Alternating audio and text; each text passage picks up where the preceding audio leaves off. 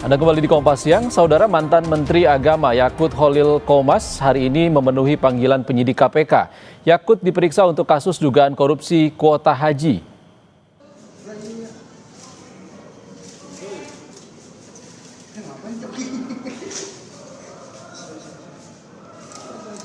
Yakut tiba di gedung KPK pukul 9.30 pagi.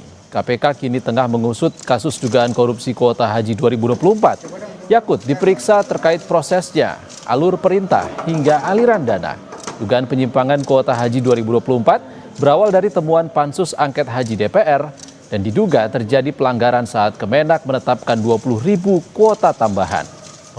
Pemberian kuota diduga tanpa melalui antrean atau masa tunggu, serta ada dugaan manipulasi data dalam sistem komputerisasi haji terpadu atau Siskohat.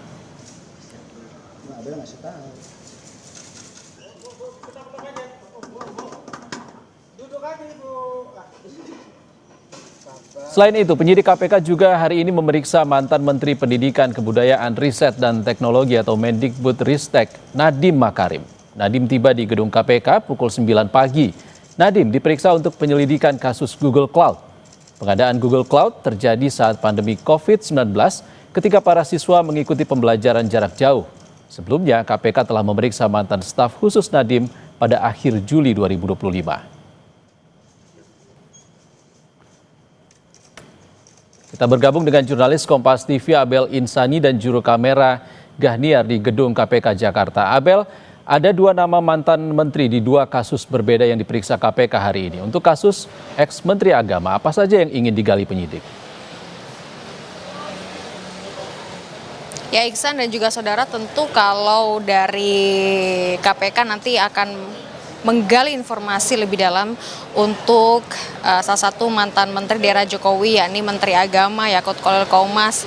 Ini terkait dengan dugaan korupsi kuota haji khusus 2024, di mana tadi sekitar pukul 9.30 waktu Indonesia Barat, ini dari Yakut ini sudah masuk, kemudian melakukan registrasi di meja KPK, kemudian langsung menuju ke ruang penyidikan, di mana nanti penyidik akan bertanya.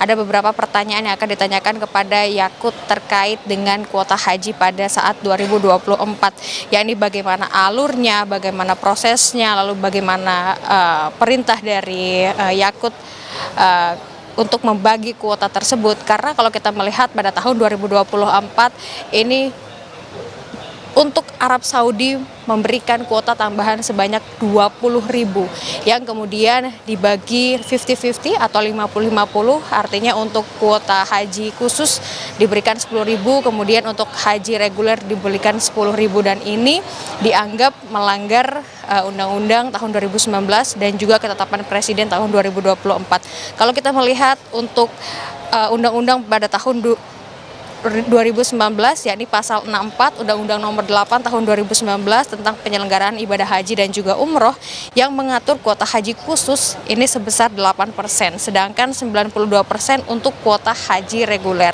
Kemudian untuk anggapan bahwa melanggar ketetapan Presiden, ini sudah berdasarkan hasil rapat panitia kerja biaya penyelenggaraan ibadah haji atau BPIH, di mana kuota haji 2024 ini ditetapkan dalam keputusan Presiden nomor 6 tahun 2024 sebanyak 241.000 orang, dan pembagiannya seharusnya 221.720 ini untuk haji reguler, kemudian 19.280 ini untuk haji khusus, dan ini sudah ditetapkan oleh ketetapan Presiden begitu.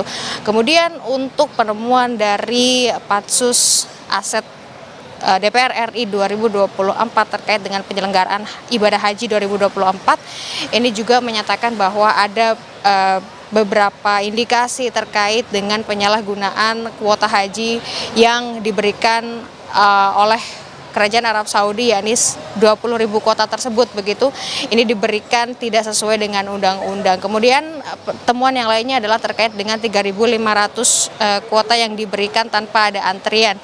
Nah, ini juga menjadi salah satu temuan atau indikasi yang kemudian nanti bisa saja akan ditanyakan oleh tim penyidik dari KPK kepada Yakut Khalil Qomas yang saat ini masih berada di ruang penyidikan untuk dimintai keterangan terkait dengan hal tersebut. Tapi karena memang kasus ini masih dalam proses penyelidikan, ini juga KPK secara berjenjang ini melakukan penyelidikan dengan memanggil beberapa orang, termasuk salah satunya kemarin dari Dirjen PHU atau Dirjen Penyelenggara Haji dan juga Umroh. Kemudian ada beberapa travel haji dan juga umroh yang juga dipanggil untuk dimintai keterangan. Kemudian juga ada dari Kepala Badan Pengelola Keuangan Haji atau BPKH yang dipanggil pada 20 Juni 2025. Dan saat ini keterangan dari mantan Menteri Agama era Jokowi yakni Yakut Khalil Qomas menjadi penting untuk bisa diungkapkan pada saat proses penyidikan di KPK untuk bisa membuka lebih terang terkait dengan bagaimana proses pembagian kuota tahun 2024 untuk kuota tambahan yang diberikan oleh Kerajaan Arab Saudi kepada Indonesia pada saat itu. Tapi sebenarnya kalau kita melihat lagi bagaimana temuan atau klaim dari Pansus Haji 2024 ini menyatakan sebenarnya untuk kasus dari penyalahgunaan kuota haji dibilangnya tidak hanya 2024 saja, melainkan sudah ada di tahun-tahun sebelumnya. Jadi nanti kita akan melihat proses dari penyidikannya seperti apa, kemudian bagaimana penggalian dari KPK kepada Yakut ini seperti apa. Kita akan nantikan nanti prosesnya setelah selesai proses dari penyidikan tersebut. Kembali ke Anda, Iksan. Ya, Bel, selain Gus Yakut, mantan Mendikbudristek Nadiem Makarim juga diperiksa KPK untuk kasus berbeda. Apa yang ingin digali penyidik dan apakah kasus ini sama dengan yang tengah disidik Kejaksaan Agung?